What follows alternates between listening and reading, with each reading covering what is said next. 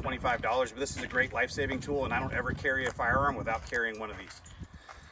What they do is, as you can see, it already comes kind of set up. You can get a little holster, or like on my gun belt, I have two of them actually that I always keep on me in case, one for me, one for my partner, right?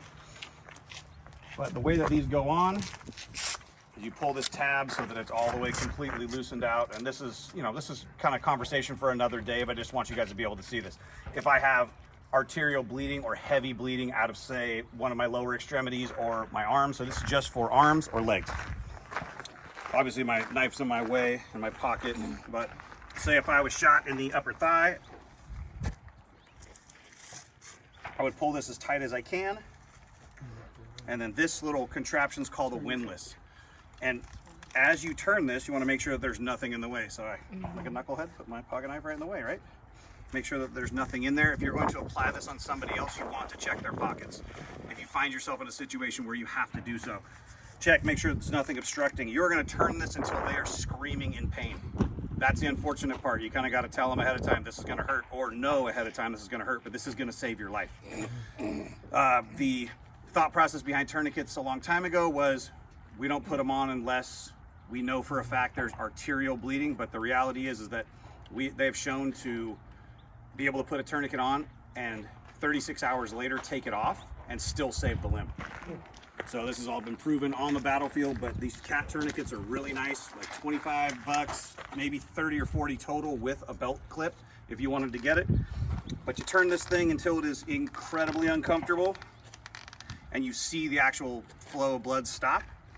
Then you set it into this little catch here, pull this over the top, and it's got a little time to write your time down. I usually keep a Sharpie with it as well, just for the EMTs or the medics when they come on scene. You can write what time this went on. You are not going to do somebody damage by putting it on if they don't need it, but we want to err on the side of caution if we do, right? And this is just one of those inexpensive tools. I mean, we're going to spend hundreds of dollars on guns and ammo and all that stuff, but I don't carry a firearm with me anywhere unless I carry a tourniquet. Now, it always goes. The easy thing to remember is just high and tight. Yep, it always remember goes high and tight, above the high and injury, tight, high and tight. as high and as tight as you can. If I get shot in the leg, I'm still going to put it on my thigh. If I get shot or if I cut myself, say I get a really bad laceration from glass, I fall through a plate glass window and I'm starting to get spurting out of my arm, I'm still going to go as high as I possibly can.